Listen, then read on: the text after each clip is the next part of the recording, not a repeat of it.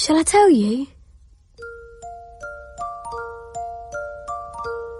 Shall I? Shall I tell you everything? Mind the gap. Are you sure you want to hear? King Solomon's Carpet by Barbara Vine. Dramatised for radio in 4 episodes by Nick Fisher. Episode 1. You left your baby but took the violin. How absolutely delightful. It's Edwardian. There's semi-precious stones on the lid, and the figurine itself is pure crystal. She's so delicate, as is the tune, clear and light as the very air itself. It wouldn't be London air, then. No. Possibly in Derbyshire, though. That's home, is it? It was once. A beautiful place called Temple Stephen. I'm here now, though I don't much like cities. I suppose they're not for everyone. But there are such good shops. I'd never find this in Derbyshire. How much is it? £450. I'll take it. Mind the gap.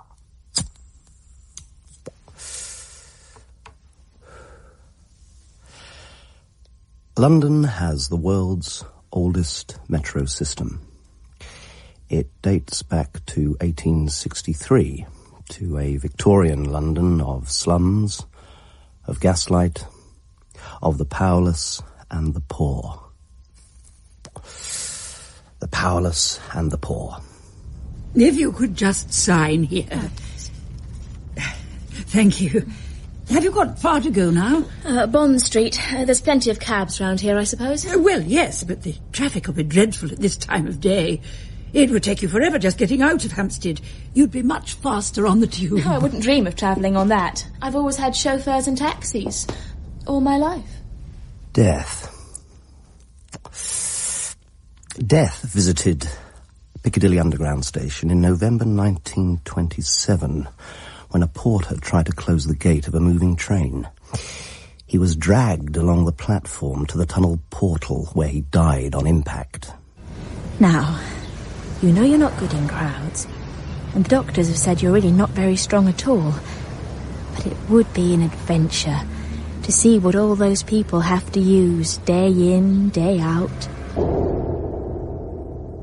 Every year, about 200 people try to kill themselves in the London Underground. Half this number is successful. Even those who can't dive, who wouldn't dream of diving into water, dive rather than jump in front of the oncoming train. How deep and dark and noisy and dirty. How can everyone look so calm and composed, squashed in these tunnels? The answer, my friend, is blowing in the wind. The answer is blowing in the wind. Those white and buff towels remind me of something. Of course, the servants' bathrooms at Temple Stephen. How I wish I was... Come along, concentrate on the map. At Tottenham Court Road, you changed the central line from the black route to the red one. It'll be easy. You'll be fine.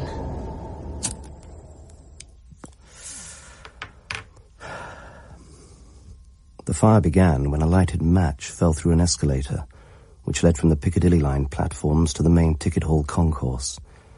31 people died. How many years must one man have before he can hear people cry? So the next stop will be Mornington Crescent, and after that, only 4 more stations to Tottenham Court Road. Euston? But that doesn't make sense. That can't be right. It has to be Mornington Crescent. The map shows I'm on the wrong train. The Northern Line splits in 2.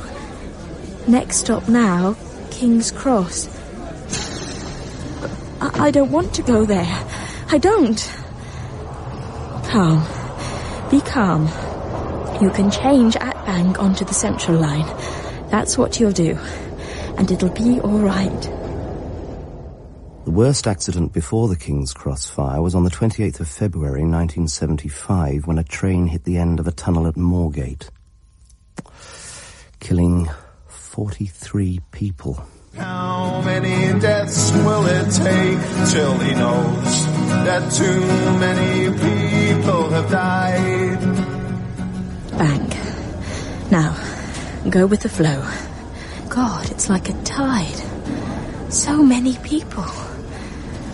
Go with the flow. Keep your head up. Survive. Where's the central line? The answer, my friend, is blowing in the wind. The answer is blowing in the wind. At last. But it's so full. More people? No more. There's not enough space. Surely there must be a law stopping people. Move down inside the cars, please. No more. No. We're moving. Good. It's terribly hot. Too hot. Something's wrong. Why doesn't somebody do something? Why are they so calm? I'm wet through with sweat. It's so... What? Why have we stopped? This isn't a station. I don't want to be in a tunnel. I want to be in the fresh air. I've never been with so many people. I don't want these bodies crushed up against me. Oh, thank God. Stay calm. Stay calm. Please, get that iron claw off me. Your heart has something wrong with it. The doctor said you have a weak valve. They found a murmur. Get that claw off. You've dropped it. Silly you. You've dropped it. The poor figurine's broken. What's happening? You're dying. That's what's happening. Here, in the dark, in this horrible tube, being crushed by these calm strangers. Dying. And no one knows. Does a twin know? Will he feel something now? Somehow now? With you? As you die? You've just died. Another death. Nothing special about it. Hardly a disaster. Nothing to interest me. 6 months later. London, October 1989.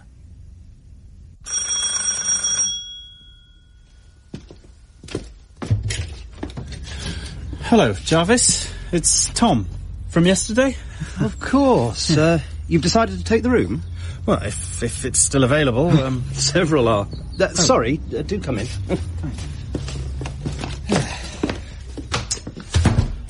Welcome to the school. The school? That's what everyone calls the house. It actually was a school once, but I was too young to remember it. My grandfather ran it, but he died when I was 5. Have you been here long, then? Not really. It was empty for a while. It was still pretty run down, as you can see. And it was a commune for quite a long time. Come through.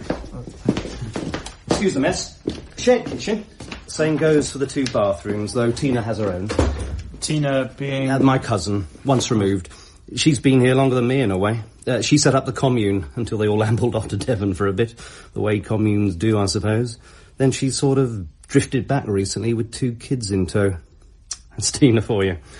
So there's a whole family here? Not quite. The father, Brian, doesn't live here. He pays the rent, though, indirectly. Gives Tina £50 a week or something. Maintenance for the kids, Jasper and Vida. Anyway, I'm sure you'll like her. Everyone seems to, especially men. She practically has a new one every week. Oh, well, I'm sure we'll get on. Well, I think I'll let you have 4. Sorry? Oh, it's still numbered like the school it once was. I've always had 3. That used to be the third forms. Is that the biggest? Lord, no, that's not important. No, it's got the best view of the Jubilee line. Well, that's a plus. Definitely. I love the Tube. In fact, I'm writing a book on it. But you must like the Tube yourself. Well, it's my place of work. Nice to hear classical music down there. I hate rock music and all those endless Bob Dylan songs blowing in the wind.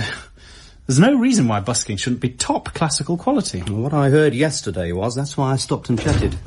Hiya, Jarvis. Oh, Tina. Meet Tom, classical busker supreme, and our new lodger. Oh, pleased to meet you. Have you seen Peter? He might be upstairs. Shall I see? No, I can go. Won't be a tick. He's very sweet, but a real eccentric. He lives for his metro systems. Distracts him from the pains of life, I suppose. Who's Peter? Oh, another lodger. The son of my mum's best friend. You're bound to meet her soon, too. She lives just round the corner. Likes to keep an eye on how badly I'm bringing up the kids. She's the late Ernest Jarvis's sister. It's all a bit incestuous, isn't it? I'm rather lost, actually. Who's Ernest Jarvis? Jarvis's grandfather, who ran the school till he decided he'd had enough and wrapped the bell rope round his neck before hopping off a chair. He did what? Didn't Jarvis tell you? He said he died, but... Oh, yeah, well, that's true enough, as far as it goes. There's a cloakroom off the hall, which used to be the bell ringer's room, and a rope went all the way up to the bell on the roof. Not that it was ever used. Jarvis's grandfather was persuaded his school was a touch too posh for that sort of thing. So the only time it ever rang, so my mum tells me, I was just 7, was when he hanged himself by it. I see. How terrible. Oh, don't worry, I haven't bumped into any ghosts. Yet. Now, how about a nice cup of tea?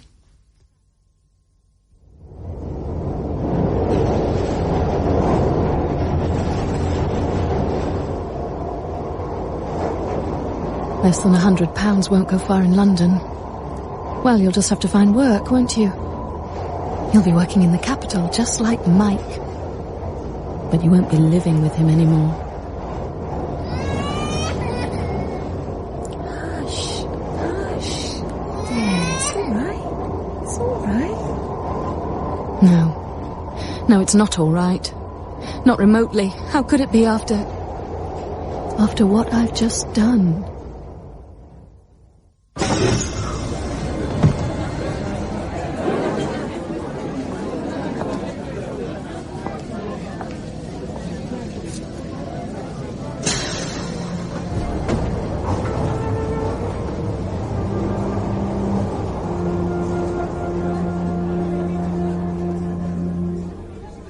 Very nice. Thanks. Cheers. When I was last in London, the only busking I heard was rock music. We're different. You're a musician yourself. How? Oh, a bit of a giveaway, isn't it? Yes, it wasn't my violin I left behind. Sorry? I studied at the Royal Academy just over a year ago now. Oh. Look, why don't you join us? Oh, I don't think... No, really, we'd love it. A trio would be terrific. Oh, you'll easily fit in with us. I don't know, I mean, I'm ever so rusty. I haven't actually played a note in 8 months. Then it's high time you did. Please. Well, all right. Great. Sorry, I'm Tom, and this is Peter. Hi. I'm Alice. We've been playing Bach's double violin concerto lately, but without the violin, so it's hardly been all the composer envisaged. Do you know it? I adore it. Ready? And...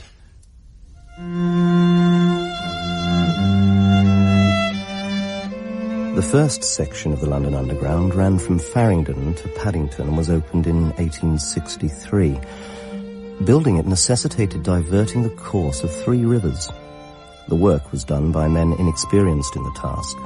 No one had done it before. But at least they didn't encounter what the builders of the Moscow Underground were to come up against, a quicksand in their path. You were wonderful. We made a lot more than normal. Here's your share. Oh, I can't take that. No, I asked Peter. We both think you earned it. No, really. Look, I should be going. That wine's rather gone to my head. Going? Where to? A little hotel in Bloomsbury. Do you know people there? Not really. Doesn't sound much fun. Life isn't always fun. No. Please have some more. I can't drink the whole bottle myself. Well, all right. Where did you study? Guildhall, but I didn't finish. Why not? I was in a motorbike accident. I had a broken leg, broken ribs and a badly shattered... Left hand. I noticed while you were playing. The surgeon said, lucky you're not a pianist. Idiot. Suppose he thinks you play the flute with just your mouth. But I won't tell you the worst bit. They did a brain scan. They said everything was fine, but I'd changed. How else to explain the new temper, the irritability, the headaches, and the loss of ambition, my lost music, the lost love of it, the lost need of it. At least I've retrieved some of that. So, now I'm a professional busker. You should reapply to the Guildhall. Under the circumstances, I'm sure they'd have you back. Yeah, one day, perhaps. So, what's your story? My story? What are you up to? Where are you going? A beautiful young woman like you? I don't know. What do you mean? Well, I'm sorry, I don't want to talk about me. Listen, if you need a sympathetic ear, if you're in some sort of trouble... Trouble? I've just left my husband. I see. No. No, you don't. It's much worse than that. I mean, leaving Mike, that's nothing, because I left my baby daughter, too. My 1-month-old baby. I wasn't going to tell anyone, but I can't. I can't not tell someone that I left Catherine. Hey, easy. Tell me about it. It's no good keeping these things in. Talking to someone you hardly know can be the best, like the Samaritans. Oh, God. I just finished at the Royal Academy, and I got pregnant. Mike, my boyfriend, was delighted. He asked me to marry him. It's what he wanted all along. The baby wasn't planned? No. Why didn't you have an abortion? Oh, I thought about it. But there was so much pressure. From Mike, his mother, my parents. I'm really not a very strong person. So I gave in. I got married. Had a terrible pregnancy. Stopped playing. And a month ago I had a little baby girl. Catherine. What were your plans before all this? I was going to be a concert violinist. And well, that's still what I'm going to be. That's why I ran away. That's why I left her. Listen, I can't let you go off to some hotel all by yourself. That would be too terrible. Peter and I live at the same place, a huge old house in West Hampstead called The School. Peter's been there a while. I've only just moved in. There are other rooms to let, far cheaper than any hotel, and you'd have company. Come and join us at The School, Alice. The map of the London Underground is a model of its kind, a work of art. It was designed by Henry Beck and first used in 1933. It has since been reproduced millions of times and has served as a blueprint for metro maps all over the world. It presents the underground network as a geometric grid, simplified and explicable. Shall I tell you? Shall I tell you why no one ever goes in there? Is it frightening? Yeah, it's frightening, all right. Perhaps I'll save it till later, when it's dark, so it'll be even more scary. I don't like it. Don't be so wet, Bee. You know what I fancy? A cigarette. Jazz, you'll get lung cancer. Don't be daft. Have you ever heard of anyone of 9 getting lung cancer? Let's go down to the shop and see if we can nick some.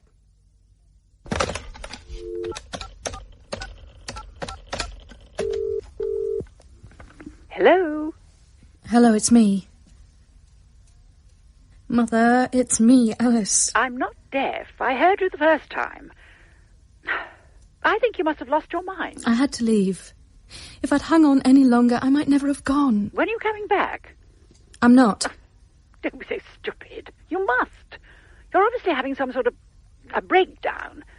Well, tell me where you are and Daddy will come and fetch you. You need to see a doctor. Mother, I didn't leave because I've gone mad. I left because I want to be a musician, not just somebody's mother and somebody's wife. Oh, yes, you took your violin, didn't you? You left your baby, but you took your violin. Mother! The tube lines do not, of course, lie neatly at right angles to one another as they're presented on Beck's map, nor do they branch off at acute angles or form perfect oblongs. A true map of the underground shows the central area to be a tangle of indescribable complexity. I thought I just saw Jasper and Bea and Vida, dear. But it couldn't have been them, could it? Because they're at school. Well, they should be. Mind you, Jasper's forever skiving off in his lunch hour. 12's a bit early for lunch. Especially as we're at least 15 minutes walk from their school. Mum, don't worry. My kids will always be all right. Well, if you say so. Now, what do you think of the cake I've done for Bea's birthday? Lovely. And I'm so pleased to see you wearing that apron. I know how you normally never bother and get flour all over your clothes. Yeah, can't think what made me remember it. So, what are you up to today, then? I'm meeting dear Daphne for lunch in D.H. Evans. Dear Daphne. You know what I've always thought, Mum? That if you and Daphne had been young today, you'd have realised you were in love and just lived with each other. Tina! What a terrible thing to say. Oh, nonsense. If that's the way you are, that's the way you are. It's still not too late, you know. Tina, Daphne is my closest friend. She's been that since our first day at school when we were 5. I'm naturally very fond of her. Just like Peter is fond of Jay. Oh, he'll grow out of all that. Daphne said only last week that when he meets the right girl, he'll feel differently. No, not Peter. Believe me, I know. Perhaps he'll fall for that beautiful young woman I just saw in the hall. Well, Alice. Yeah, you're right about her looks. She's stunning, isn't she? But I'm afraid she curves in all the wrong places for Peter. Besides, Tom's clearly got his eye on her. Yes, well, I'd better be going or I'll be late. The outer configurations of the tube are clearer as they branch out in graceful tentacles into Middlesex and Hertfordshire, Essex and Surrey. The reach is greater than one may at first imagine. Bye then, Mum. Give my love to Auntie Daphne. What was that? A bomb? Ah, it could have been a car backfiring. No, I heard a lot of bombs in the war, falling on this very street. That was definitely a bomb. Well, goodbye, dear. I'll drop by again later. Bye, Mum. Get me some treats from Selfridges.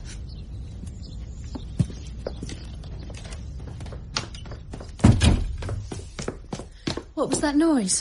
Oh, could have been anything. My mum's convinced it was a bomb. Whatever, it was a long way off. Do you see a lot of your mother? I'd say. She's in and out all the time, checking on the way I'm looking after the kids, or rather not looking after them, in her opinion. Where's their father? Where? I've no idea. But then I've no idea who their father is. Or rather who their fathers are. I do know it's 2 different men. Everyone, including Brian, thinks he's their father, but he's not. And I should know. But I'm hardly going to tell anyone. Not when he provides the maintenance. And Mum would practically have a seizure if she ever found out. Oh, Brian and I went our separate ways ages ago. We still get on perfectly well, mind you. And, of course, like the good father he is, he comes to visit and takes his beloved Jasper and Bea on trips. Let's have a cup of tea, shall we? Right. Time for you to get changed. Then we'll go for a little trip, shall we? A little leisurely tour. And we'll have a bit of fun while we're about it. A bit of harmless fun on the tube. Play with a few people, shall we? If only she'd watch those children a bit more. I suppose she knows what she's doing. But it's all so different these days, I can't keep up. Things change so quickly. So, let's have a look at you. Impressive. You'd fool them at the zoo, you know. Pop you in one of those enclosures with a sign saying do not feed, everyone would buy you as the real thing. Now, let's just pop your collar and chain on. The only person I'd happily share with is Daphne. Dear Daphne. Now there's something in this world that doesn't change. Our wonderful friendship. How could Tina say such a dreadful thing? Funny how getting everyone to stare at you is the best way for getting them not to notice what you're really about. Familiarity is very handy too. They get used to seeing you, so they think you're harmless. They've seen you a lot. You've done nothing bad. Why would you be bad now? Right. I'll carry the Semtex. I do so love meeting up with Daphne at D.H. Evans. There's such a comfort to be... Oh, it's all right, madams. Just a little trouble brewing. Get it? Trouble brewing? Brewing the bear? Trouble? Oh, never mind. Brewing, I don't know if you should have your paw on that woman's knee. She's trembling. And I know why, because she can't bear it. Bear it, Bruin. Bear it. Leave me alone, please. Get that paw off my leg. What do you want with me? Please, what do you want? Shall I tell you? Shall I? Are you sure you want to hear?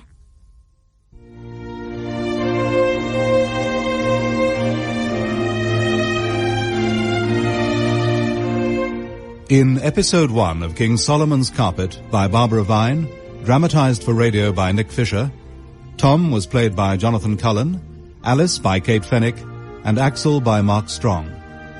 Jarvis was Kim Wall, Cecilia Ann Beach, Tina Alice Arnold, and Peter Christopher Scott. Jasper was played by Stuart Morris, and Bienvida by Verity Waite. Colleen Prendergast was the woman on the tube. Other parts were played by Shirley Dixon, Christopher Pavlo, Elaine Pike, and Alex Lowe. The musicians were Polly Hewitt, Roland Robert, and Christine Messiter. King Solomon's Carpet was directed by Marion Nancaro.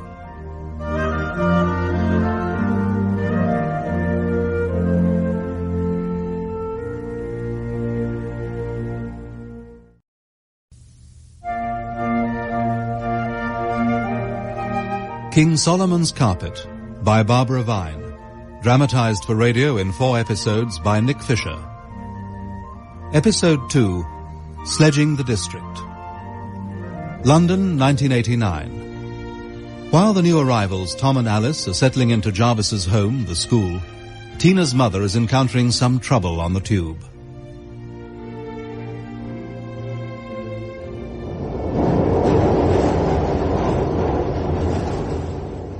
Shall I tell you what happened? Shall I? What do you want with me? Please, take that paw off my leg. Let me go. There was once a plan for gaslit subway streets in central London through which horse-drawn traffic could pass. This was rejected on the grounds that such sinister tunnels would become lurking places for thieves and other ne'er-do-wells. Please, I've done nothing to you. That's true enough. But the reason why Bruin the bear is behaving as he is surely obvious. He has to. It's simply the bare necessities. The bare necessities, eh, Bruin? But it's time for us to be getting along. He really is quite gentle, you know, madam. Doesn't bear comparison with the real thing. Bear comparison.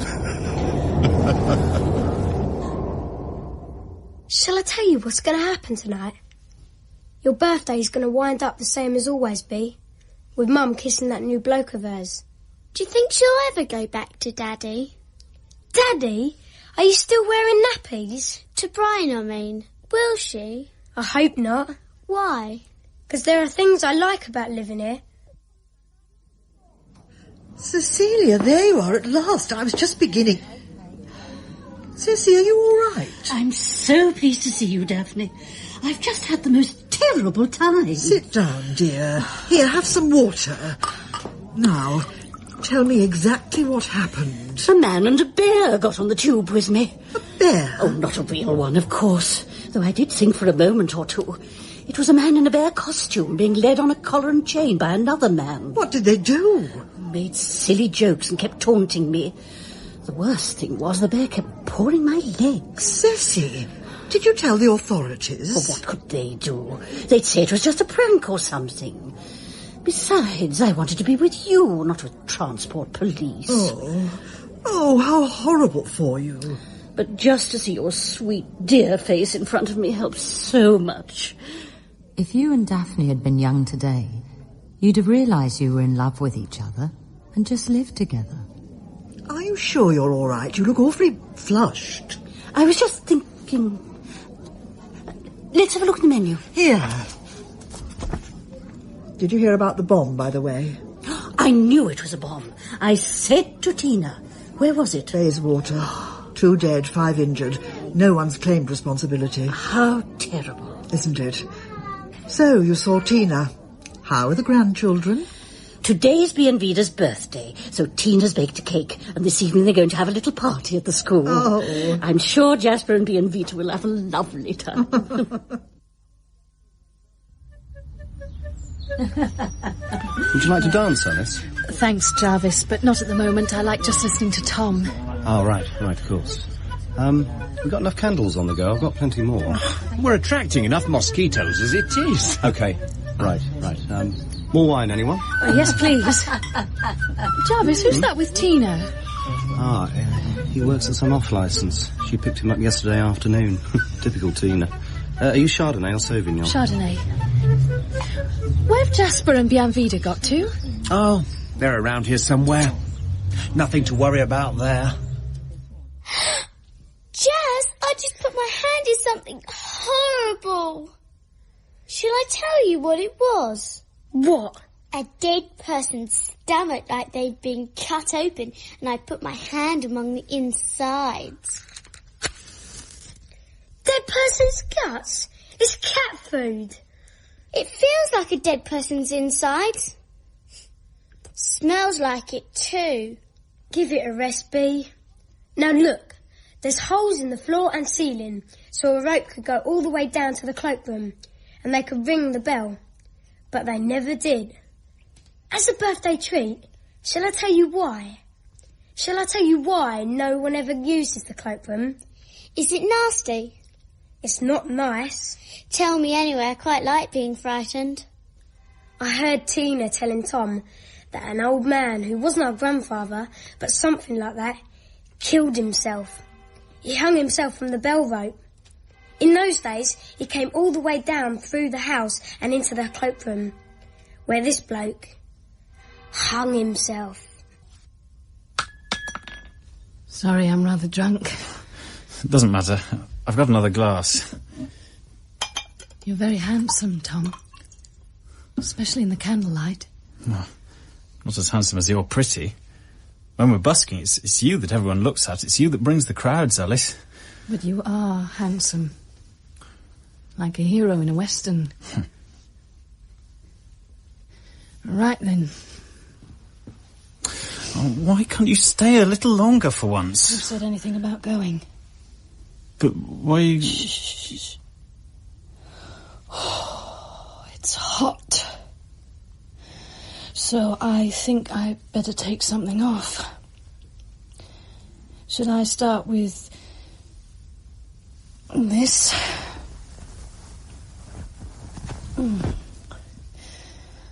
Oh, and these are much too hot.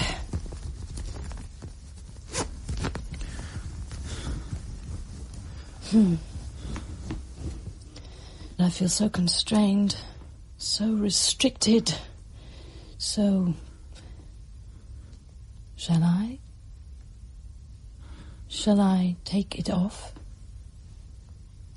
Is that what you like?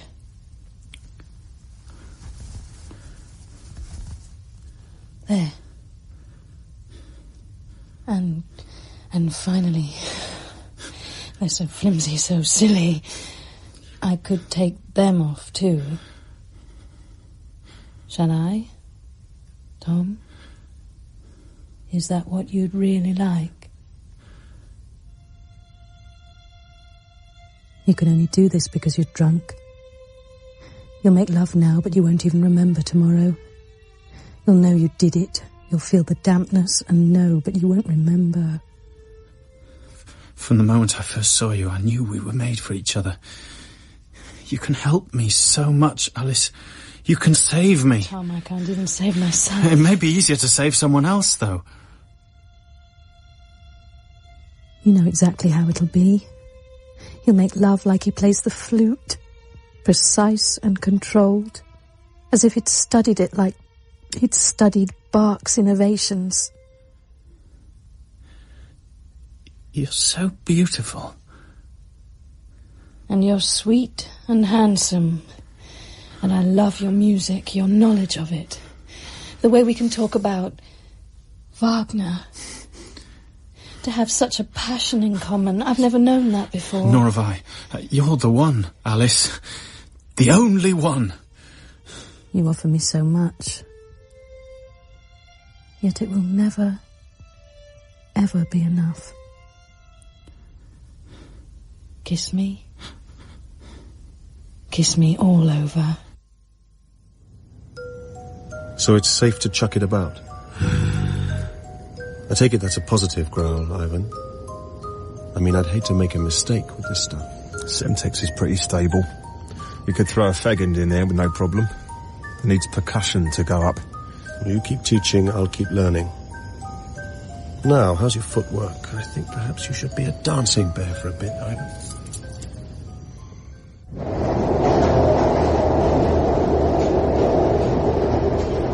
I'm going to have a cigarette. In here? Why not? Because some busybody will tell you to put it out. But it'll already be out, Damon. What are you talking about? It'll be a light, but it'll be out. Dean, Jazz has finally gone mental. It'll be outside the carriage. Watch. Now, as the door's shut, hold it in place so they're closed on it and... Hey, presto! Don't even need to hold it. I can puff on that and no one will notice because the smoke's outside. Nice one, Jazz.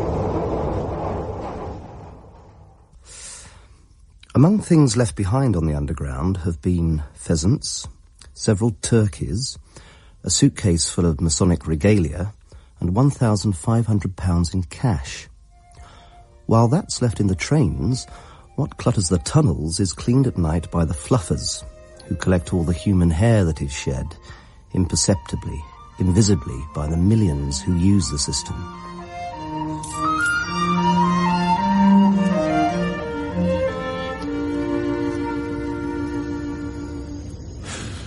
We've never made this much before. An all-time record, I'd say. It's you, Alice. You're our beautiful lucky charm.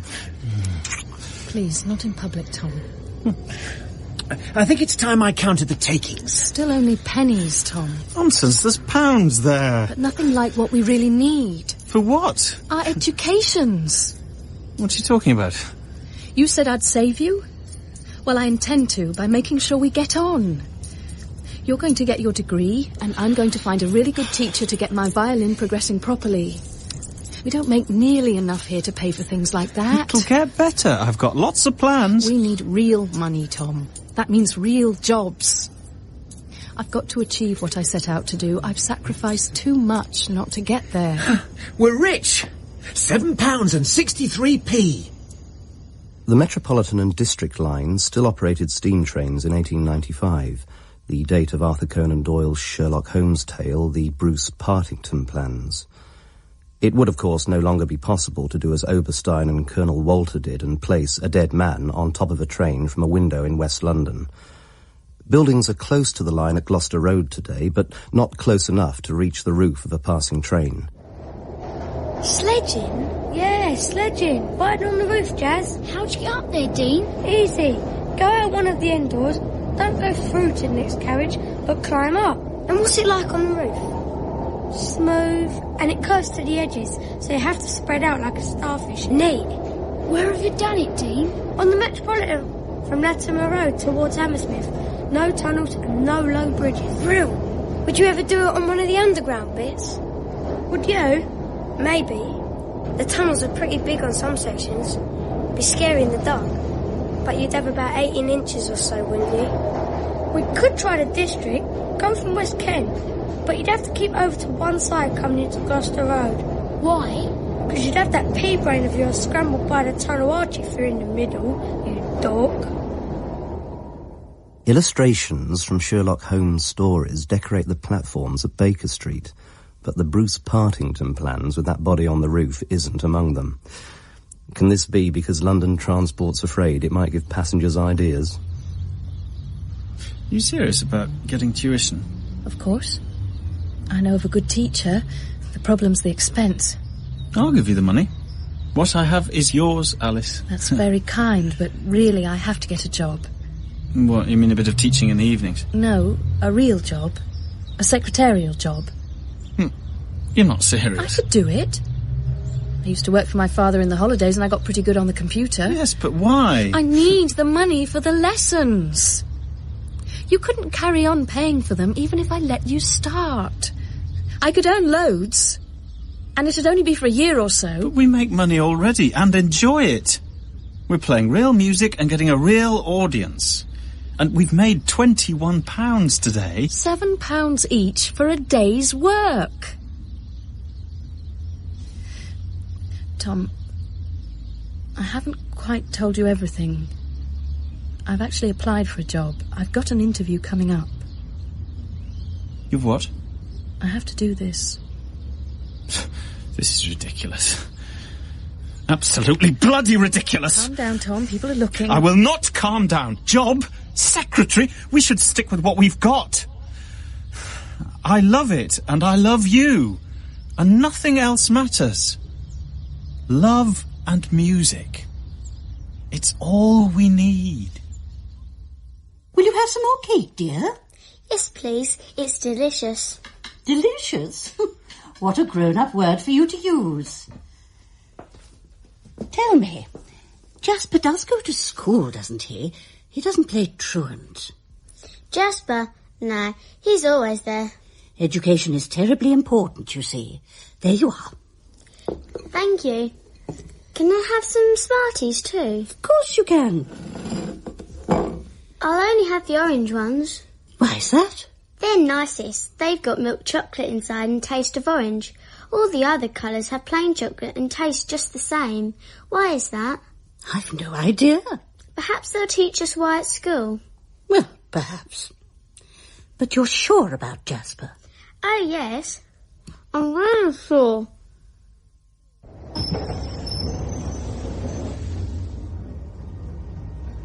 No low bridges? Nope. No tunnels? Not this far out. Right. I fancy it. You're going to sledge? Yeah. Good for you, Jas. Quick, up on the roof before we pull out again. See you at the next station. Loudon. It's more curved than I expected, and it's really smooth. No ridges or nothing. How can you hang on when it starts moving? Go back down. You've got time? What, and be called Chicken by Dean? No way. There are little bits to hang on to at the top of the double doors. Not much, but something. Right. Lie flat and get your fingers... Ah! Hang on, you'll be alright. Grip, that's it. You're gonna be alright. You can do it. Grip. Yeah! You've got it, yeah! I can see why they call it sledging now. Just like a toboggan, only better. This beats bunking off school or nicking stuff from the shops. This beats anything.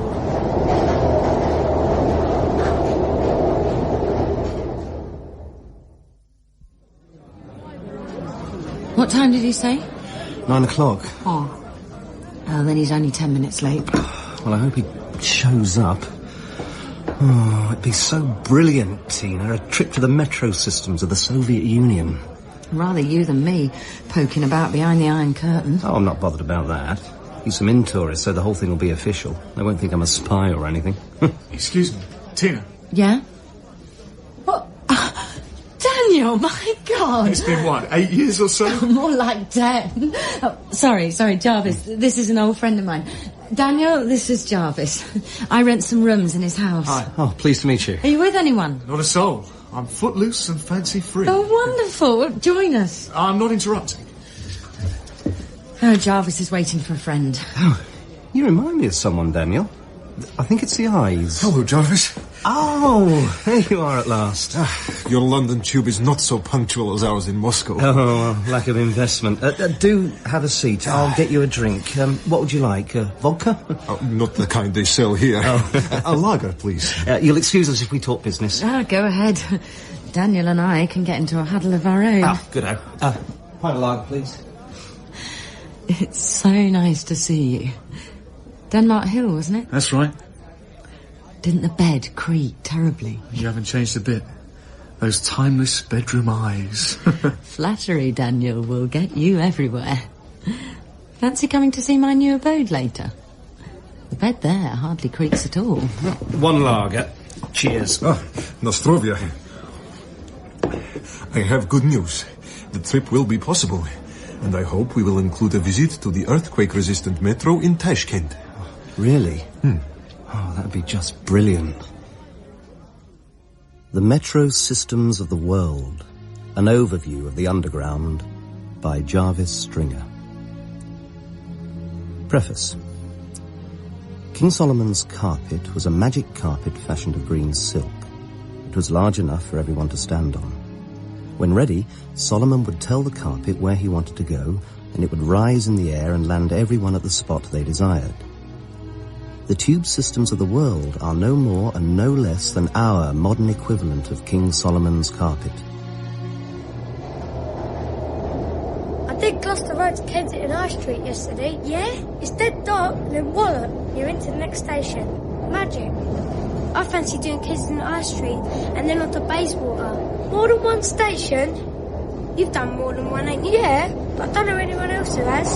Good for you, Jazz. You've got bottle. How about you, Damon? I'm thinking about it. You mean you're still chicken? Here we go, Jazz. High Street Ken. Up you get. Good luck. He don't need luck. Skill and bottle. That's what it takes, Damon. Not chicken and luck. Skill. Starfish position. Hook. Fingers into double doorage. Press down onto car roof. Now it's a question of bottle.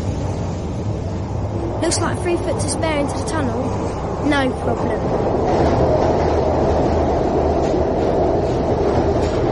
It's dark, all right. Dead dark. That's what Dean said. Dead. What if there's anything sticking down from the tunnel roof? Stone or iron spikes? You'll be dead. This is scary. This ain't like in the open air. At least it's a nice straight bit. Not so hard keeping a grip. Speck of light ahead. Yeah. Not far now.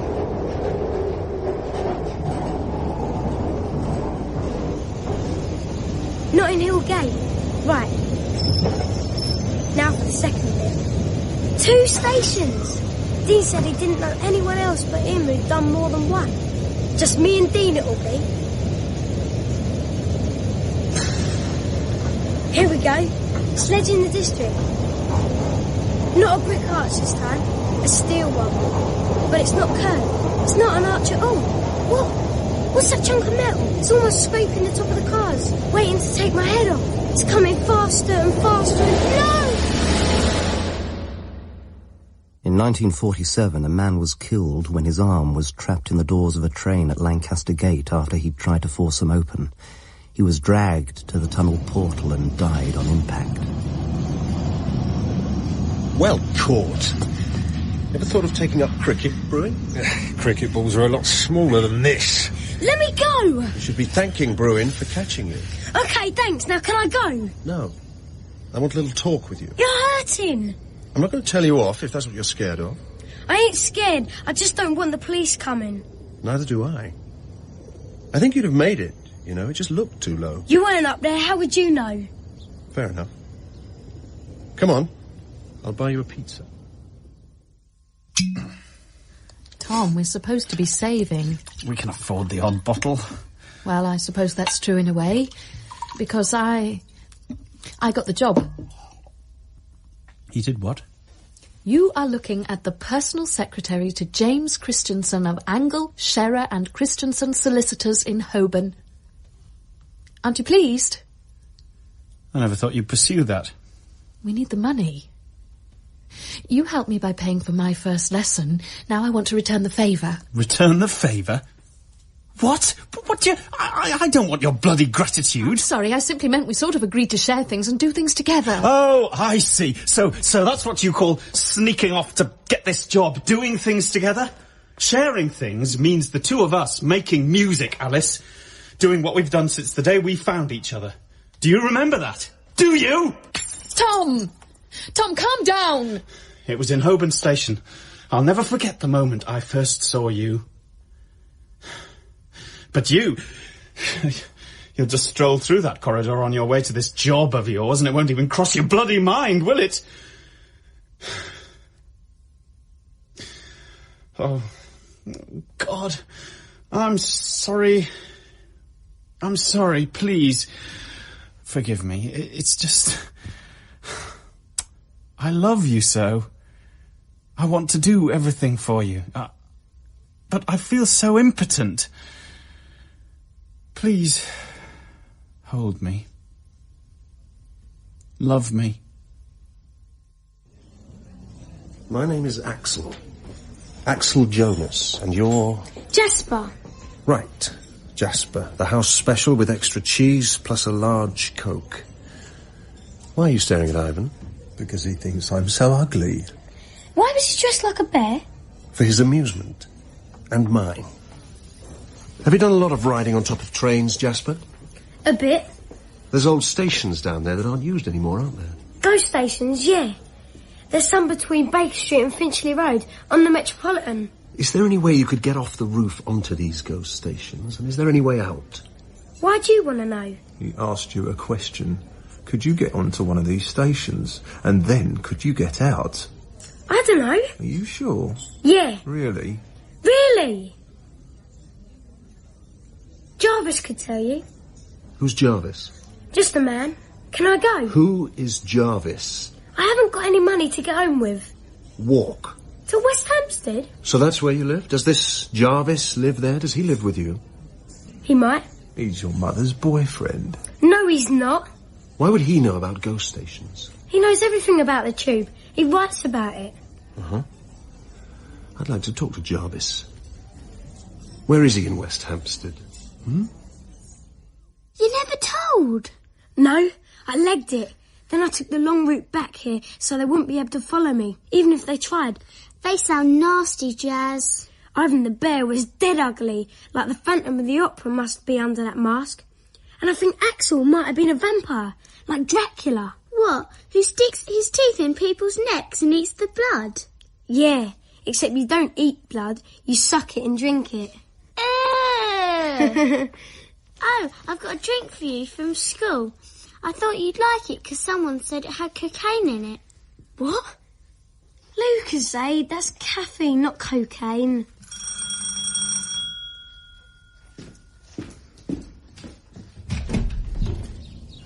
Oh. Hello. Good evening. Is Tina in? Axel the vampire. Asking for Mum? But how did he know?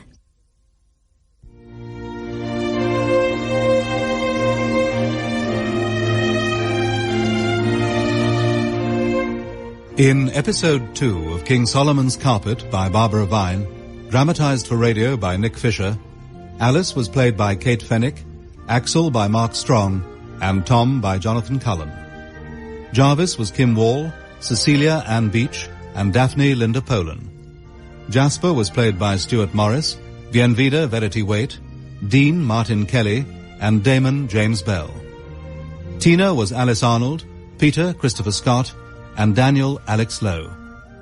Ivan and the Russian were played by Christopher Pavlo. The musicians were Polly Hewitt, Roland Robert, and Christine Messiter. King Solomon's Carpet was directed by Marion Nancaro.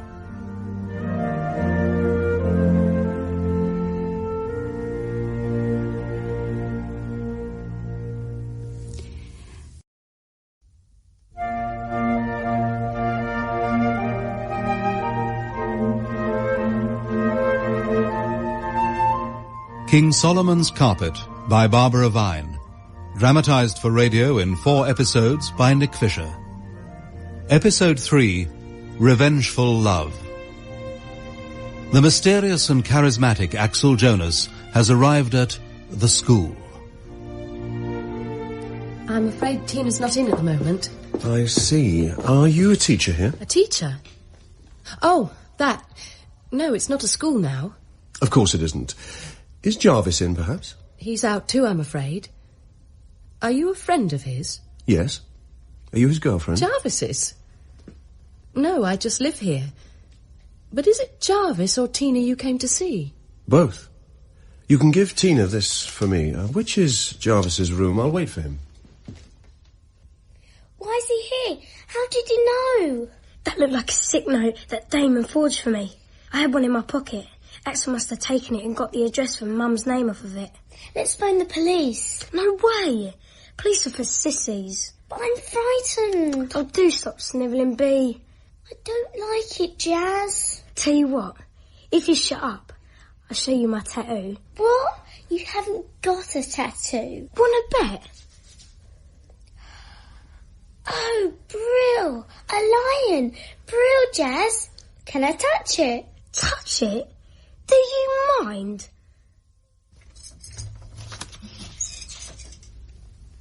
Oh, you're still here. Time flies when you're reading something this engrossing. Jarvis knows the tube system so well. But I was rather hoping you'd come back. Really? Oh, yes. Though it's too late now, I have to go. I'm Axel, by the way. You're... Alice. Alice. Alice, come here. Why? Come here.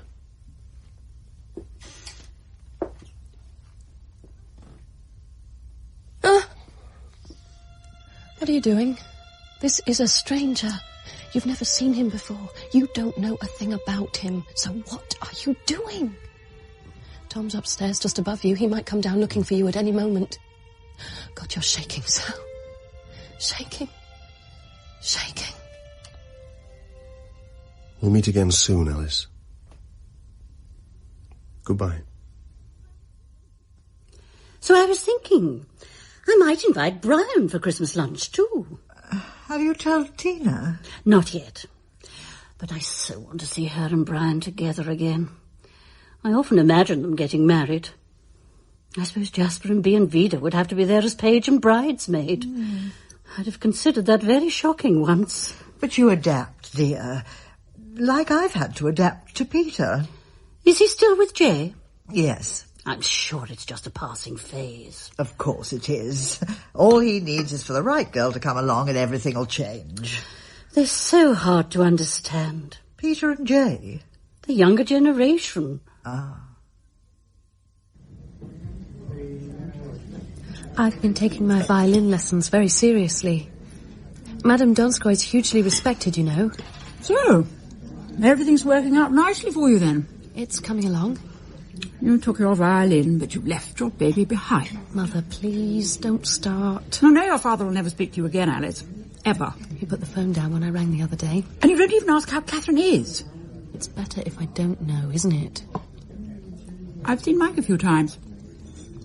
He never mentions you. He's thinking of moving in with Julia and her husband. Julia's a marvellous mother. She may not be a great beauty, but where do looks get you anyway? Every train is cleaned at night. On the Central line, they're litter picked at the end of each journey. At Oxford Circus, 80 sackfuls of rubbish are collected every single day of the year, except Christmas Day, when no trains run. You never told me you were seeing your mother again. Why didn't you ask me to be with you? Tom, it's bad enough that I've left Mike. How do you think she'd react if I turned up with another man? Well, she's just going to have to get used to it. I'm the man in your life now, aren't I? We'll meet again soon, Alice. Of course. But I'm sorry, Tom, you can't meet my mother. Can't? Can't? What do you mean I can't? No, Tom, not this again, Don't no! tell me what to do. You don't care about me at all, do you? Of course I care! You're treating me just like you treated your husband. That's what's going on here, isn't it? Oh, no, it's not! We'll meet again soon. I swear it's not. I care for you so much, for you and your music. We'll get you back at college and everything will be all right. All your anger will drain away once you get back to learning. But I'm learning every day, Alice. And I've got such plans. You'll see. There's a journalist from The Standard who's going to do a piece on us. Classical buskers in the tube. We're going to be big, Alice. Big! During the Second World War, the London Tube became a shelter. Countless thousands of people slept on the platforms of the deep tube stations. And the British Museum hid its treasures in the tunnel between Holborn and Aldwych. Good night, Alice. Good day's work. Thank you. Oh, thank you, Mr. Christensen. Good night. And good evening. How did you know where I worked? Tina told me. Or was it Jarvis? I forget. I didn't think I'd see you again. Well, I said we'd meet soon, didn't I? Well, yes, but... But you didn't believe me. Well, here I am. And here is a very nice wine bar. Champagne's perfect any time of the day. You know, the building where you work is very interesting. Or so Jarvis said.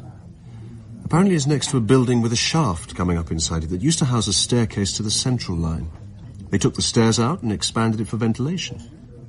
You could see the shaft opening from your office roof, I expect. Are you wild about the underground like Jarvis? Hardly. It's my enemy. Well, a thing can't be your enemy.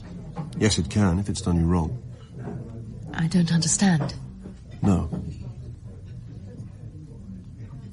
Who are you? I mean, what do you do, Axel? I'm a photographer. And a bear leader. A bear leader? A friend dresses up. We entertain people on the tube. I'm mad, you know. Clearly. No, I mean it. I'm quite insane. They say if you know it, you're not. Unfortunately, they're wrong. Try the caviar. How long have you been at the school? A matter of weeks, that's all. With dear old Jarvis, the landlord? Yes. He's going to Russia in a day or so. I'll get you a taxi home. But we've only just started. Waitress, would you order a cab, please? I have to be elsewhere. This will cover your fare. But Axel... Does 100 meet my bill? Easily, sir. Keep the change. Goodbye, Alice. Goodbye.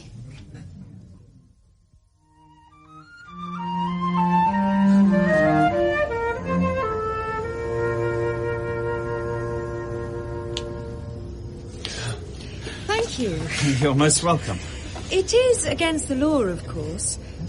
No person while upon the railway shall, to the annoyance of any other person, sing, perform on any musical or other instrument, or use any gramophone, record player, tape recorder, or portable wireless apparatus. Excellent. A journalist who does her homework, eh, Peter? Yes. But that's the clincher, isn't it? To the annoyance of any other person. People aren't annoyed by what we do. They love it. Great. Nice quote for me there. Now, tell me a bit about yourself and your education. Well, I started training at the Guildhall, but I was involved in a motorbike accident that damaged a part of my brain. You've been diagnosed as brain damaged? No, but I changed. That accident altered my perception of things. It diverted my talent along new paths and made me see that classical music shouldn't be confined to compact discs and concert halls. Terrific. Right. Now, I'd like a couple of photos to go with my article.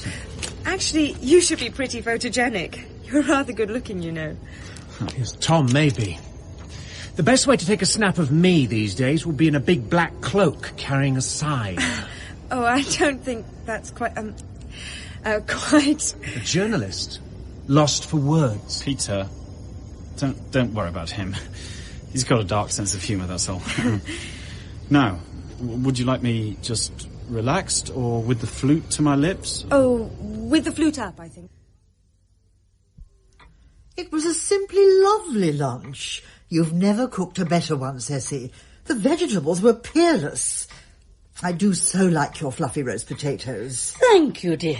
And it was a nice succulent bird, wasn't it? I often find turkey a bit dry, but that one was just right. Do you think they all enjoyed it? Oh, yes. Isn't being Vida a sweet little girl? Yes. And it was so nice to see Brian and Tina together. Perhaps they really will get married one day. Peter was looking a little better, I thought. But he's awfully thin. I wish he could just put on a little weight. He looks so frail these days. Well, I'm sure Jay sees to it that he eats well. That young man's quite a fusser. The way he kept Peter away from Tina and her cold, you'd have thought she had yellow fever. Yes, he's a bit silly like that. Well, maybe the perfect girl will come along with the new year. Perhaps we can look forward to a double wedding in 1990. How wonderful that would be. Dear Daphne, it's such a joy to have you to stay. It's lovely having the others here, but I must say it's nicer when they've left and there's just the two of us. Now, I've got a Christmas treat. A passage to India on video. I can't tell you how pleased I was you rang. I was so frightened I wouldn't see you again. I only wish we could have met later in the day. I rather dislike making love in the afternoon. Making love? You're very pretty when you blush. Sorry, I saw Jarvis off at Heathrow this morning. Much too early, but there you are. He'll still be writing his opus in flight, I dare say. Now, I've got something to tell you. I do hope you'll be pleased.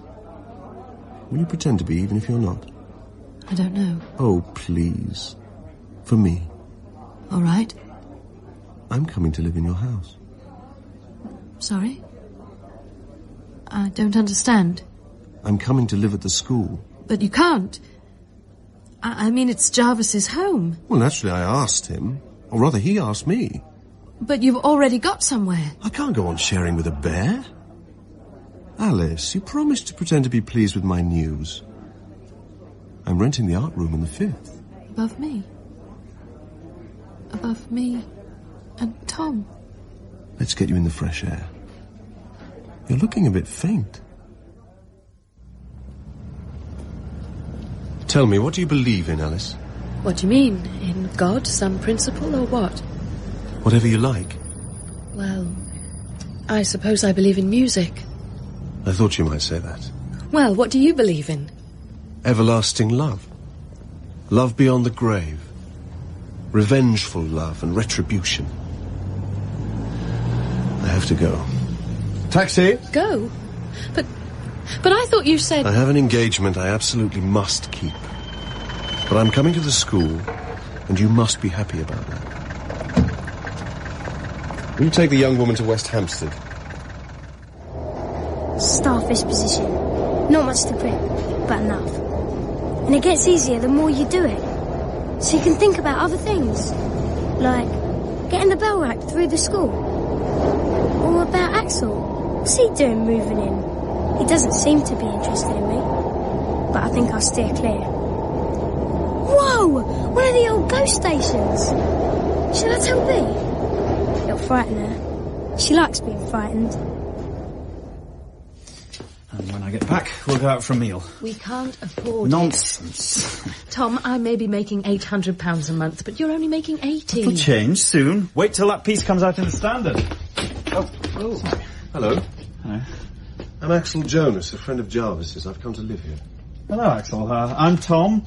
This is my girlfriend, Alice. Very pleased to meet you, Alice. I must go. See you later for that meal, darling.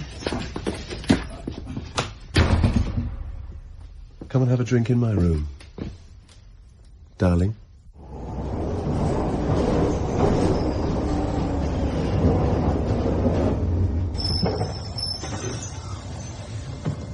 Here he comes. See, Damon, Jasper's done it again. But you still ain't been up there. You're wet. The seat of your jeans is soaking. It's not. You should be wearing nappies. Leave him be, Dean. But Jazz, he's chicken. He daren't get up there and sledge. Chicken. Leave him. Do you want a cigarette? Yeah. Let's get one in the doors before they close. Right, I'm going up. Quick, Jazz. Lee. Hey, where's the chicken gone? Up on the roof. He's going to sledge after all.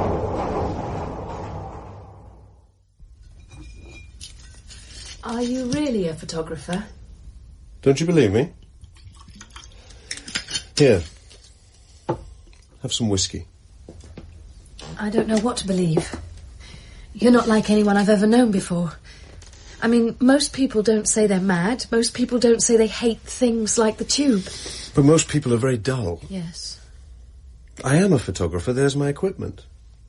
I'm also a psychologist, and psychologists are mad. If you'd heard that Freud wandered about Vienna with a bear on a chain, you wouldn't be incredulous. Why wouldn't you accept me? It just seems so strange. It is strange. Alice, I want to make love to you. And I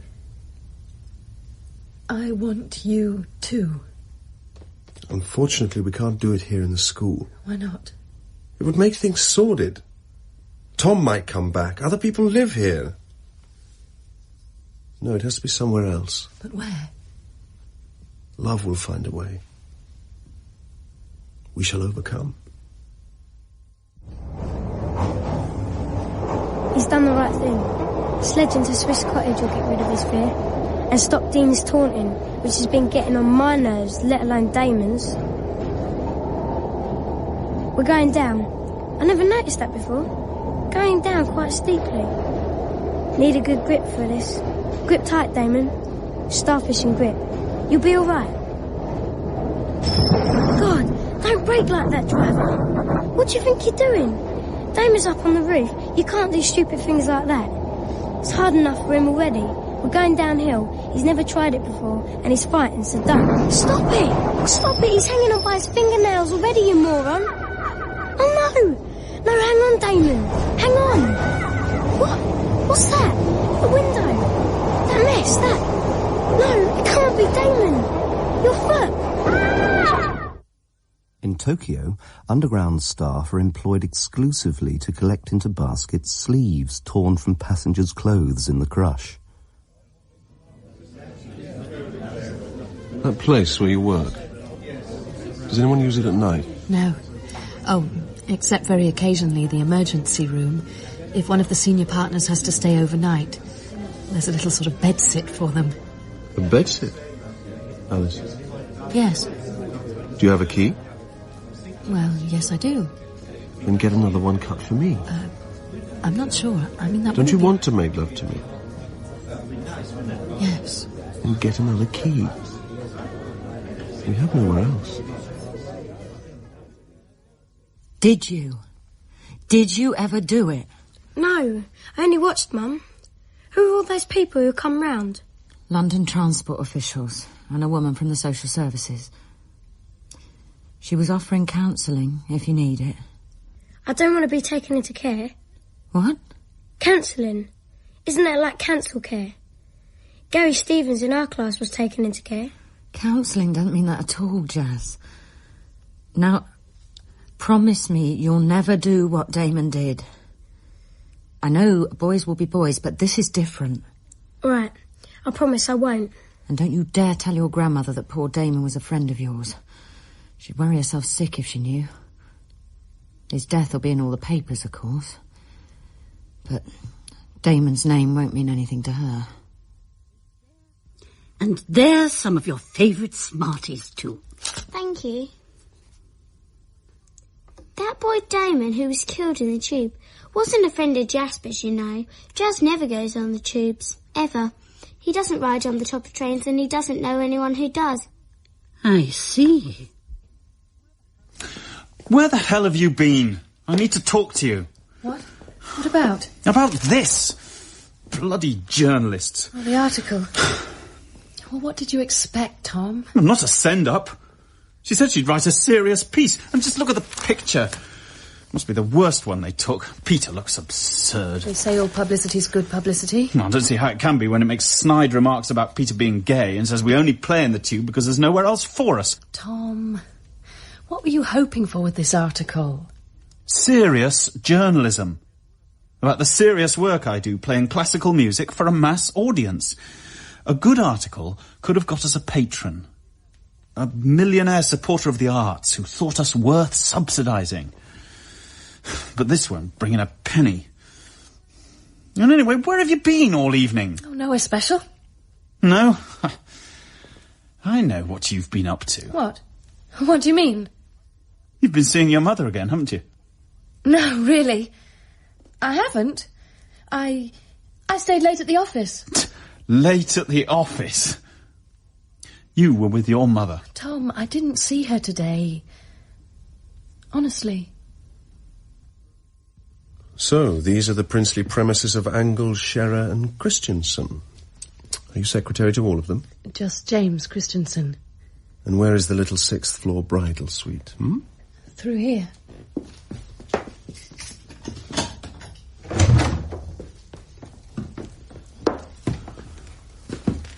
Functional, but well sprung. I always think a decent mattress is one of life's essentials, don't you? What did you say they call this place? The emergency room. Just so, for the resolution of a crisis. Sometimes I don't understand you at all. No. I saw Tom, you know. Just a few minutes ago, wandering along from Covent Garden. Perhaps he's on his way up here. Perhaps he's coming up the stairs right now. He's never been. He doesn't even know where it is. Of course, he's probably heading back to the school to wait for you. What will you tell him? That you've been seeing your mother? Axel,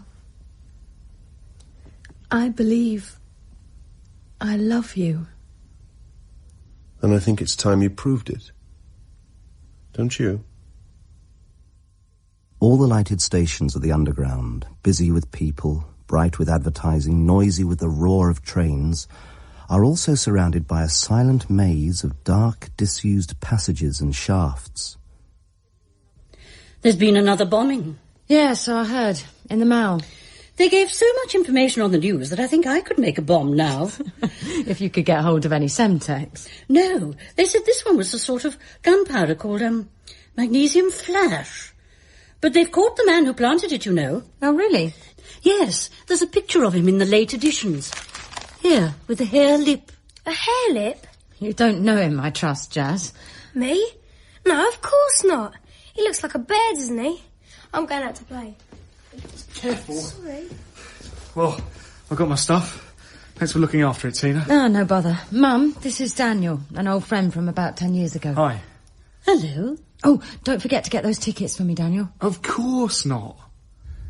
That phrase sounds like a friend of Tina's from 10 years ago. Look at his eyes. Yes, they're identical. He's exactly like Jasper. A grown-up version of... Oh, no. No. Pray God, no. But it is. You know it is. That's Jasper's father standing in front of you. Are you okay, Mum? Mum, you look a bit pale. It's just a bit stuffy in here. I'll be getting along. I'm meeting Daphne at Selfridge's. But what about your coffee? I don't want to be late. I'll be getting along. Life has no meaning. There's no morality, no ethics, no values. There's simply events. A series of ghastly, occasionally linked moments. That's all life consists of. Ivan, how could you do this? I need you. Mal, how could you? How could you get caught, you idiot? I thought you were a professional. All right, the article was a setback, but that's just temporary. I know what I'm doing. No one makes a fool out of me. I'm going to be so big. I'll apply for an audition at the Britain Peers School. They're sure to accept me. Then we'll see. Not a bad picture of me at all. It's a very good likeness. Yeah. The Grim Reaper at play. All these years, Tina's been taking money from Brian as if he were Jasper's father. She's tricked us all.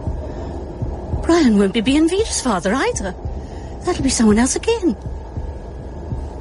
Nothing has any meaning. We just shuttle about like carriages in the dark. Sometimes meeting, but then off alone on our meaningless journeys. There's no right or wrong. Only chaos. Where's my bag gone? It was right here. Someone's stolen it. Oh, no, no. On top of everything else, now someone's stolen my bag. What's happening? Your right hand's fine, and your right leg, but the left side's not working. It's gone numb. It won't move. What? Bond Street. Get onto the platform. Daphne's here somewhere. Up, out, up! Oh, you silly old fool. You've fallen over. Well, you would. How can you walk when your left side won't work? Cecilia? Cecilia! Everything will be all right now. Daphne can take control. Daphne, dear, I must have had a stroke, I'm afraid. Luckily, it was the right side of my brain. The left is dominant, so had it been that side, the damage would have been more serious and I wouldn't have been able to speak. Sorry, Ceci, what was that? Oh, Ceci. My dear Ceci.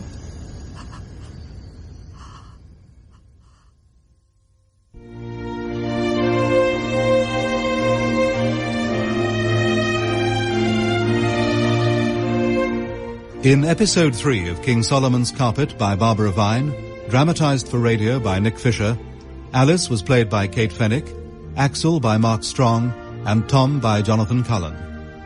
Jarvis was Kim Wall, Tina Alice Arnold, Cecilia Ann Beach, and Daphne Linda Polan.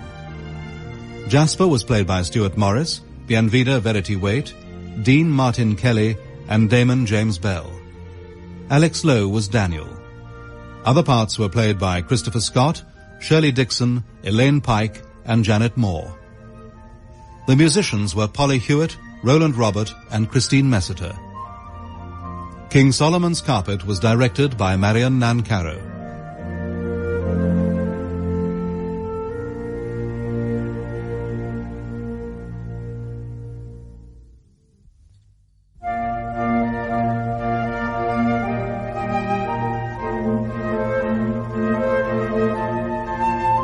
King Solomon's Carpet by Barbara Vine, dramatised for radio in 4 episodes by Nick Fisher. Episode 4, Out of This World. After discovering that Brian is not her grandchildren's father after all, Cecilia has suffered a stroke. London, 1990. Oh, there you are at last. How was Britton Piers? Very good. They said they'd let me know. Well, if none of these auditions work out, you can always come back to busking. Yes. Hey, cheer up. Oh, Tom, I'm tired. So very tired. Well, then have a quick nap. I was just off to play at Tottenham Court Road anyway. Should be pretty lucrative. I'll see you later, darling. Sleep well. During the war, at night, shelterers on the platform at Russell Square heard a soft, continuous roar coming through the tunnel of the Piccadilly line. This turned out to be the snoring of sleepers at Holborn, the next station down the line.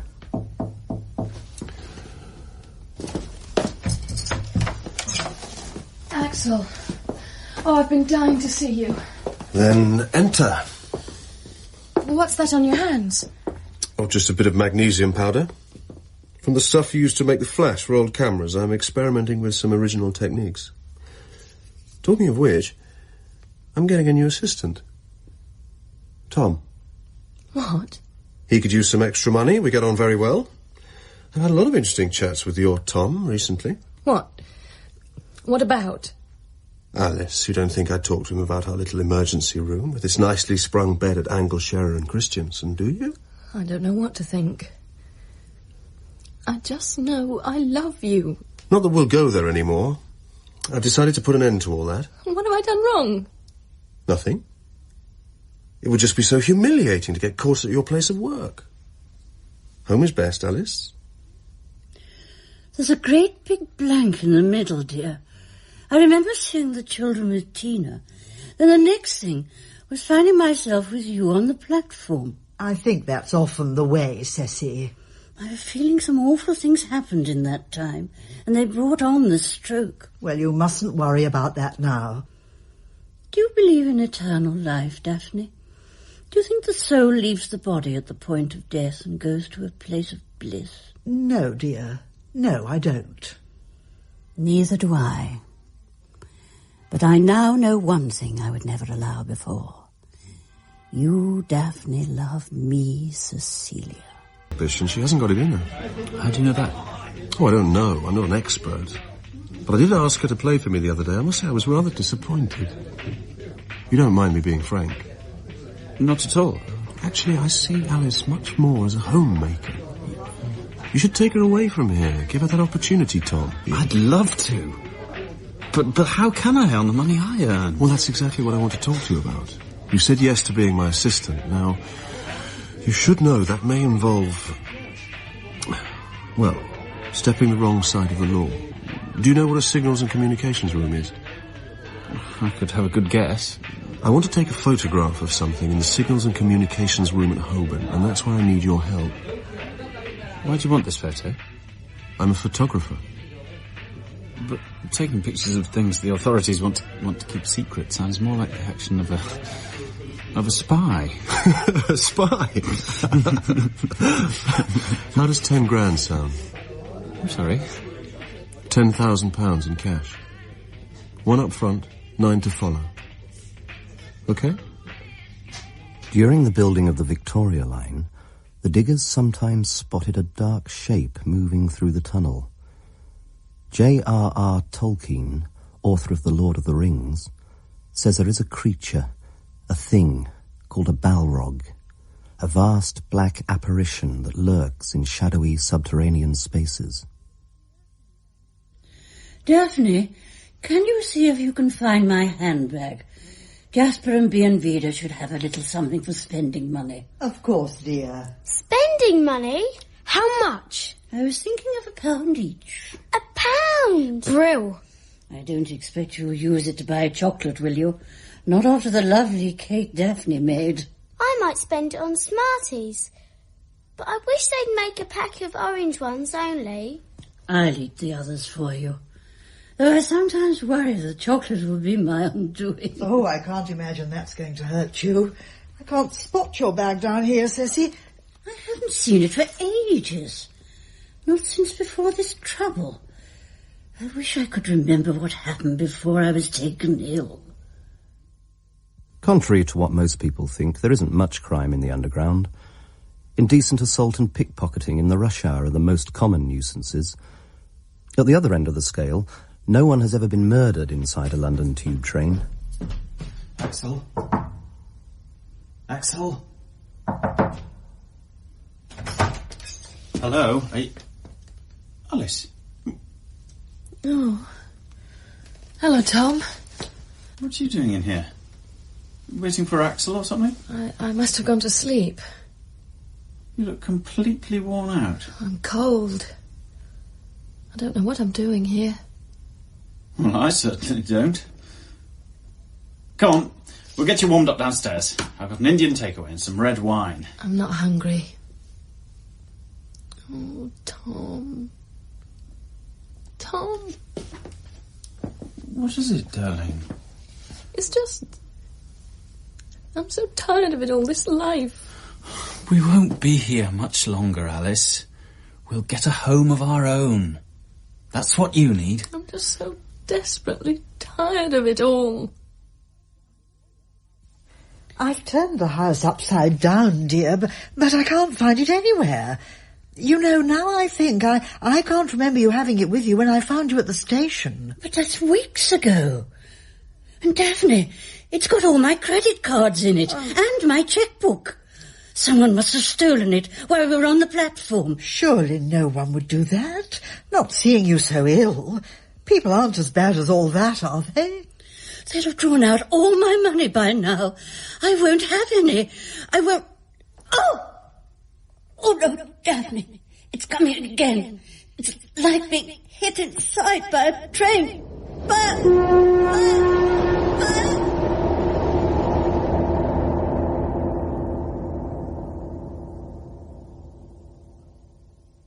You mustn't blame yourself.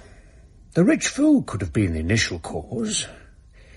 Now, she's quite comfortable, but I'd better phone round and see if we can get a bed.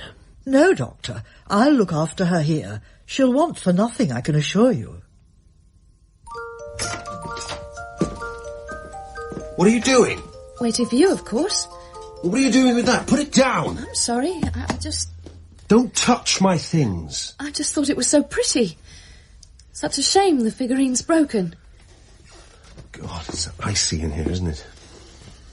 I'm so looking forward to getting away from this cold. You're not leaving? On Friday. Shall I take you with me? You don't mean that. I never say things unless I mean them. Can we really go away together? Why not? But where to? I'll fix something. Why couldn't we got a taxi all the way? I got in here, anyway. Rope, mainly. I've got all the photographic stuff. Rope? To get me down the shaft, of course. What did you think I'd do, fly? Right.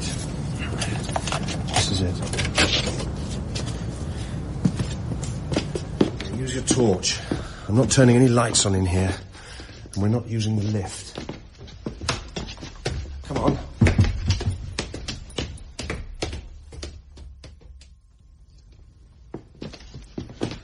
What is this place? Offices. All sorts. You seem to know your way pretty well. I do. Through here.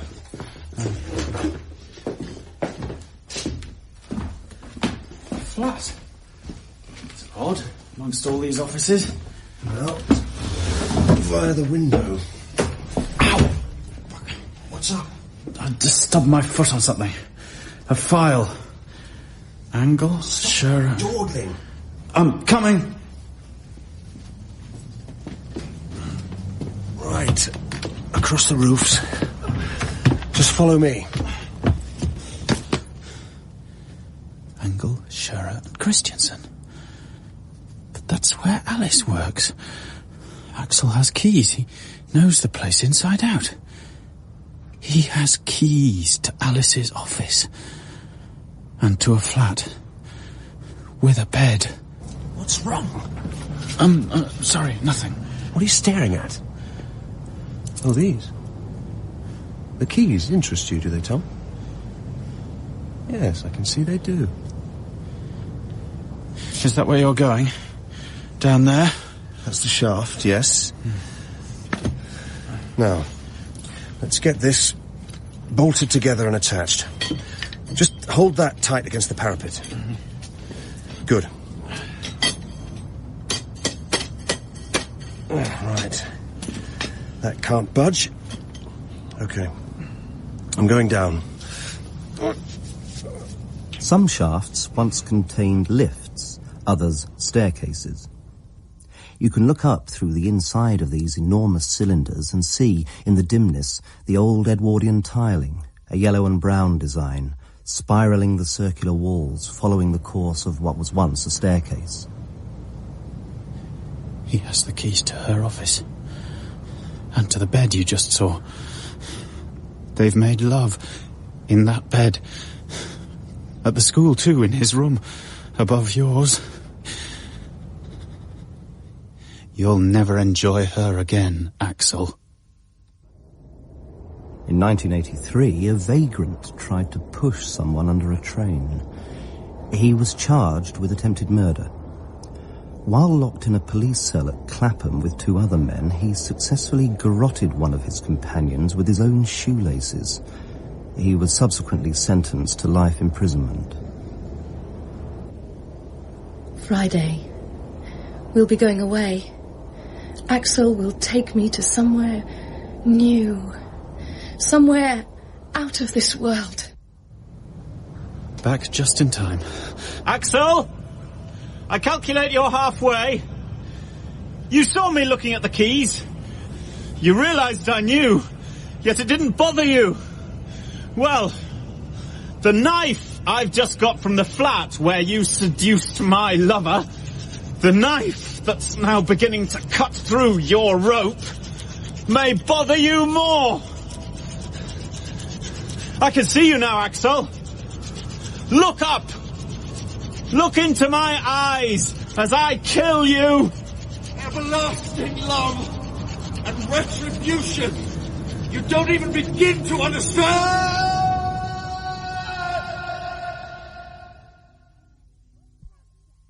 What's that, Jazz?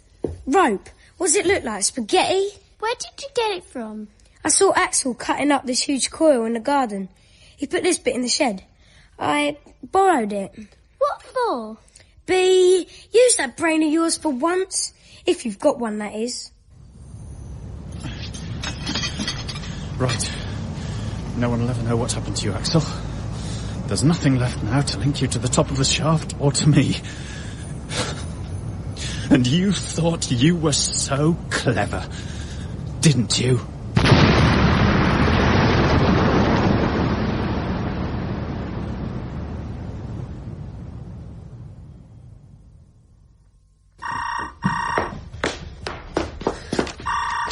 Hello, Axel. What? Have you heard the news, Alice? Someone's tried to blow up the underground. Really? The bomber's in bits. Well, they didn't put it like that, but he must be. They did say he can't be identified. Mind you, he didn't do much damage, apparently. Perhaps he thought his bomb was bigger than it was. You didn't ring me this early to tell me about a bomb in the tube, surely? I thought you'd like to know Mike's got a new girlfriend. Shelley. A computer programmer. And she adores Catherine. 56 people died and 69 were injured when a bomb cut through the concourse beneath the street at Bank on the 11th of January 1941. The station collapsed and was closed for 6 months.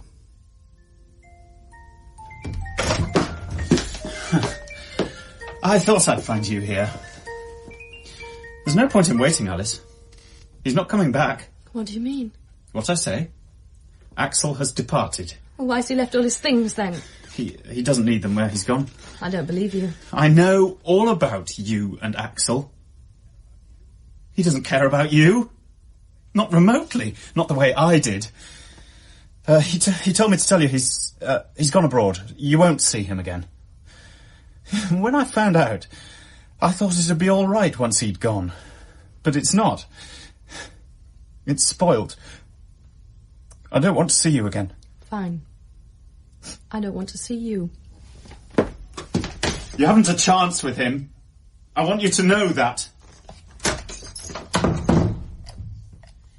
I don't believe him, Axel. You'd never have told Tom things like that. I trust you. Though there is so much I still don't know about you. What's this? Magnesium flash? Well, of course. The powder on his lovely hands. For the photography. To Axel with all my love. Alice. What? Am I just a substitute for some old flame? Is that what I am? Is this hers too? But why would you keep this? And why is it broken? Silly you. You've dropped it. A poor figurine's broken. You're dying. Dying. And no one knows. Does a twin know? Will he feel something now? Somehow now? With you. As you die.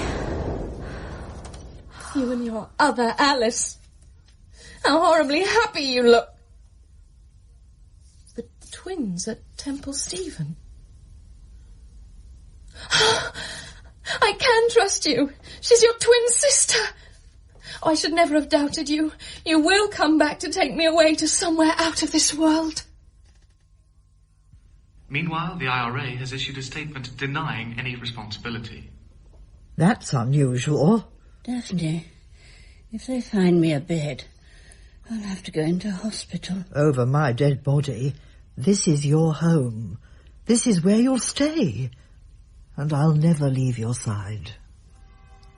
Dear Daphne, I knew I could count on you. Yes, this is where I'll stay. That's right. Take my hand. I can feel you, you know. I can feel your pulse, so full of life. Oh! No! No! Oh, that's intolerable. Like a drill being pushed into my side. I can't take this anymore. I'm leaving this senseless world. It's time. Daphne, dear, I have loved you so. I have loved you all my life. With all my heart. I couldn't quite catch that, Ceci, could you? Ceci? Ceci? Oh, no, Ceci. Oh, no. My dear, dear, darling Ceci. Goodbye, dear. Goodbye. Huh? Fell asleep. Axel must be back by now. He'll take me away. I won't be so tired anymore. Everything's going to be all right. Gone? Everything? Then Tom was right. He doesn't care about me. He came like a thief in the night. The music's gone. Tom's gone. And the only thing I ever had that was truly mine. My baby.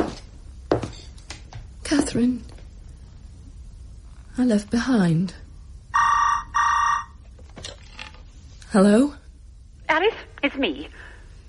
I thought you should know that Shelley's moving in with Mike, and they're getting Catherine back from Julia. Oh, had I told you she's walking now?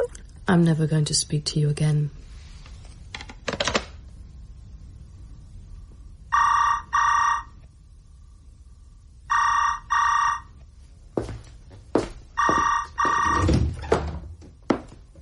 Oh, yes.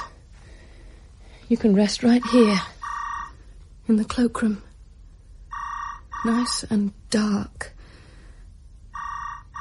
A rope? In here? Of course. An old man hanged himself here. People say it's a quick way to die. A nice, clean, easy death. How do you make a noose?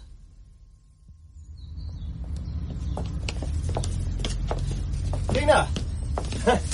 Tina! Jazz, B, how are you all? Oh, Jarvis! I'd forgotten you were coming back today. How was the trip? Oh, it's fabulous. The Moscow Underground should be visited by everyone. I've got some amazing information, and I've almost finished writing about London's version of King Solomon's graffiti-covered magic carpet, alias the Tube. Whatever's that? Jazz, it's your bell. How did you get the rope to make it ring without you being there? I'm not making it do anything stupid. It must be magic. It's from the school. It's the old bell. Oh, no. If Mum hears that, it'll bring up all the stuff about her brother's suicide. I'll see you later. What's going on?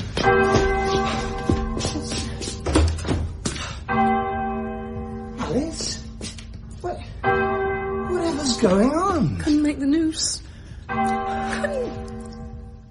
Couldn't. I'm never, ever going to speak to anyone again. I don't want to be part of this world anymore. Mum, are you... It's all right. She didn't hear it, dear. She didn't hear it at all. What do you mean? Oh, Tina. She's gone. Only a few minutes ago. She died peacefully in my in my arms. The busking's going really well, darling. I've got some great ideas for amplification and such. Things are getting better by the day. I forgive you. I've decided to take you back. Alice? She may be hearing you, but you won't elicit a reply. She's retreated into muteness. I'm afraid it's a severe condition, but we'll do all we can. Did Axel leave owing you rent, Jarvis? Who's Axel? You know, the good-looking one who saw you off at Heathrow and then came to live in 5 in the art room. Well, no one saw me off at Heathrow. Anyway, I don't know any Axels. Must have been a squatter. I bet it was Axel who blew himself up. So shall I tell? No. I'll keep that secret. I shan't even tell B. I wonder what it's like if you blow yourself up. Right, Axel. Time to erase every memory of you. Alice thinks you ran out on her. She never realised I shifted your things for safekeeping, shall we say? Tucked away till today for cremation. There's a tinny little sound. Wait till I get the Voe Converter 5000 going at High Street, Ken. Well, thanks for that at least, Axel. Your money paid for it. What's this? Mag? Flash? Probably just some old photographic junk anyway. Right, the last trace of Axel is hereby confined to the fire. I win, Axel. Ashes to ashes.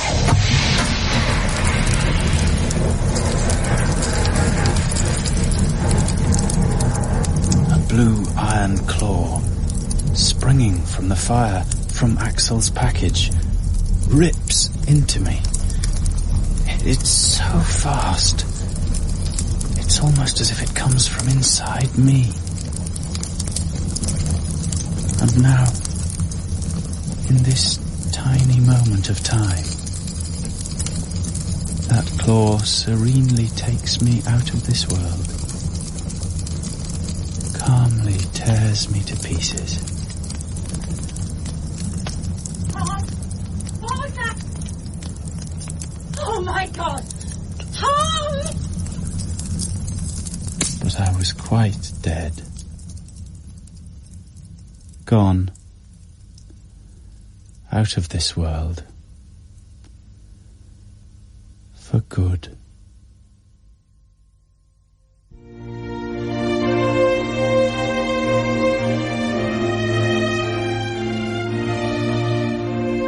In the final episode of King Solomon's Carpet by Barbara Vine, dramatised for radio by Nick Fisher, Alice was played by Kate Fenwick, Axel by Mark Strong, and Tom by Jonathan Cullen. Cecilia was Anne Beach and Daphne Linda Polan. Jarvis was Kim Wall, Tina Alice Arnold, Jasper Stuart Morris, and Bienvida Verity Waite. Alice's mother was Shirley Dixon.